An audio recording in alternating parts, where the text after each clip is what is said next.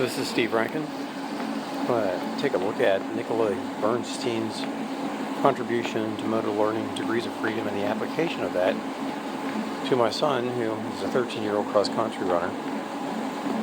And we want to take a look at improving his end-of-race sprint. He's a long-distance runner and is warming up on the treadmill currently. As a side note, Nicola Bernstein's contributions are pretty significant in the idea of how we understand contextual inference and variability, or contextual interference and variability. In fact, most of his work became popular long after his death.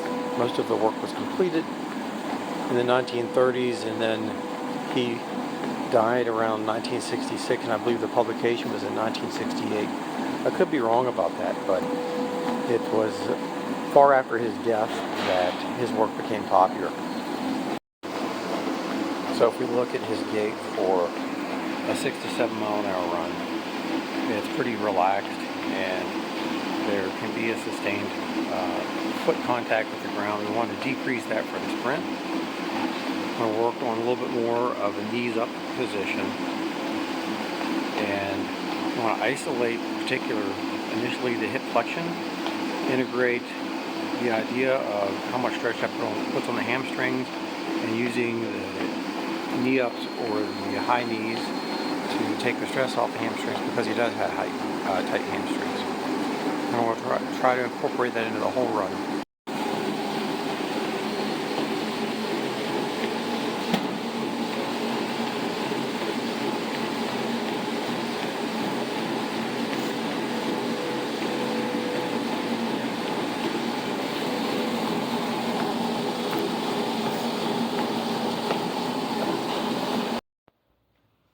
Normal strides. And back.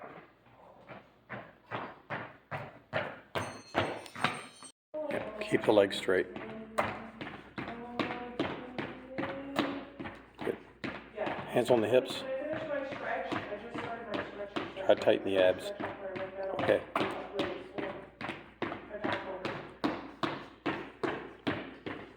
Good.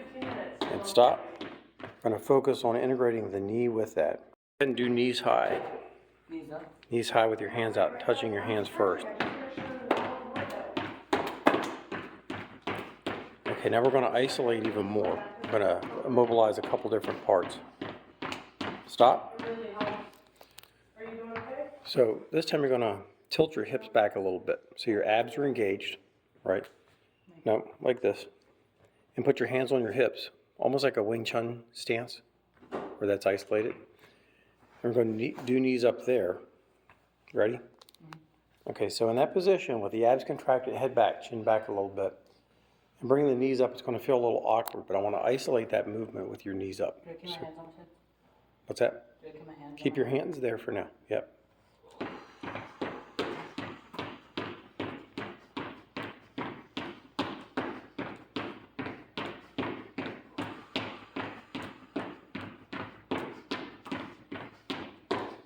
Okay, and relax. Go ahead and travel the length of the room and back like that. Wait, how's this? With the hands on the hips. That's isolated. Like this? Yep.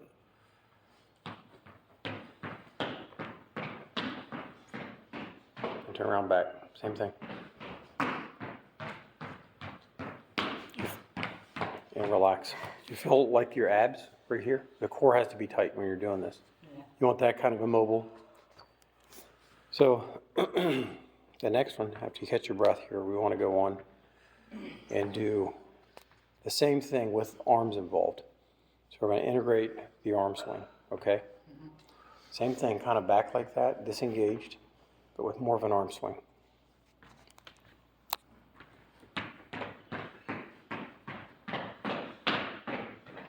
Okay, we're going to work on the arm swing a little bit. We'll work on the arm swing a little bit. Let me turn this off for a second. Yep, keep the arms short like that, and let them swing a little faster than the legs would go. Don't let the, good. Don't focus on the speed yet, just that feeling. Okay, take a break. So you feel more of the knee lift. You feel the hips moving forward, right? You feel the core engaged. You want to kind of keep that feeling. The legs aren't going to be straight this time. But as you travel, you're going to go with the knee lift, right? As fast as you can, get the foot off the ground. So touch back up, but keep it accurate. Okay, don't sacrifice the accuracy of the movement for the speed in this case, okay? All right, go. You can travel the room.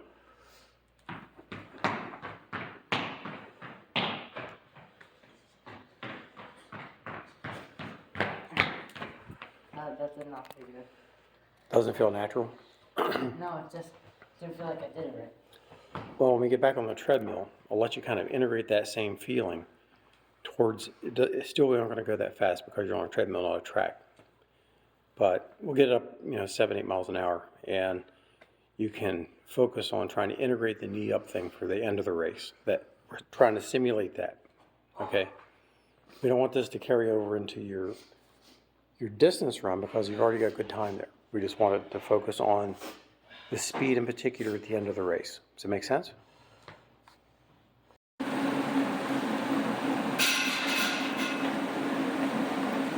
The foot shouldn't stay on the ground long. Keep the elbows in close, forward and back, forward and back. Good.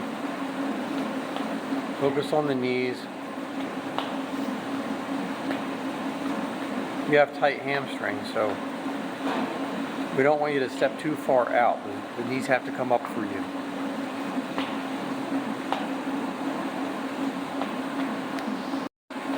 Okay, we've worked on the individual components, isolated the hips, worked on knees high, focused on feet off, and integrated the arms. So we've isolated each of those in degrees of freedom, starting with the hip flexion, so worked proximal to distal in this case.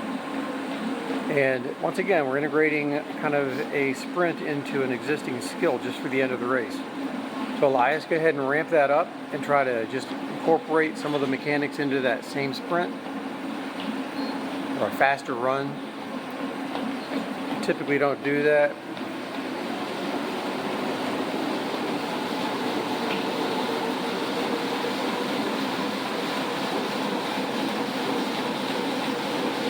Breathe. Swing the arms. Good. Bring it back down.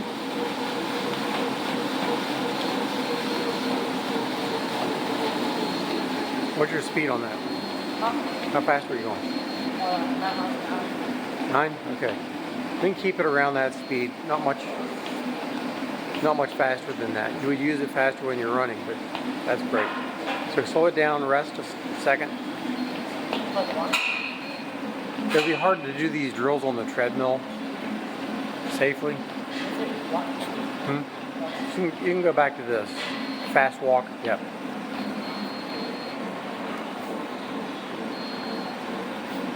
We could do the same thing with your kick, your push kick and Thai, the Muay Thai, for a Taekwondo kick since you haven't done that for a while.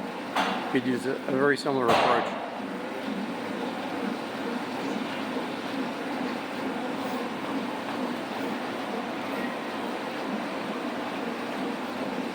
All right, when you feel like it, ramp it back up one more time. Get the arm swing in. Remember that rigid trunk? Get the knees high. Not too much contact with the foot on the ground. You don't want to stretch out that much, in other words.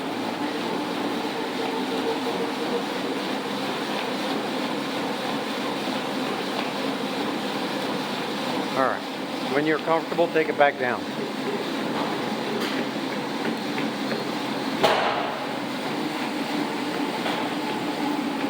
So normally I would talk a little bit more about you using this as a strategy.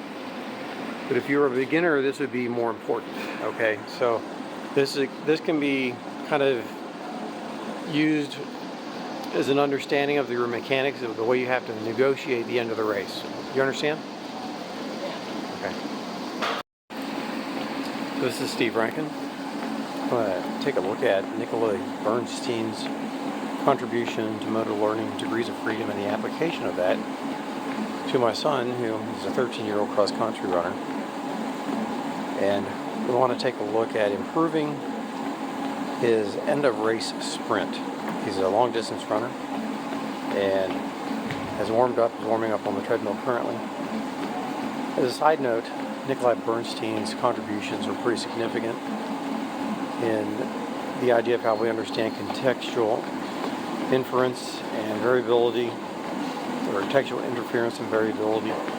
In fact, most of his work became popular long after his death. Most of the work was completed in the 1930s, and then he died around 1966, and I believe the publication was in 1968. I could be wrong about that, but it was far after his death that his work became popular. So if we look at his gait for a 67-mile-an-hour run, it's pretty relaxed, and there can be a sustained foot contact with the ground. We want to decrease that for the sprint. We'll work on a little bit more of a knees up position, and we want to isolate initially the hip flexion, integrate the idea of how much stretch that puts on the hamstrings, and using the knee ups or the high knees to take the stress off the hamstrings, because he does have tight hamstrings. And we'll try to incorporate that into the whole run.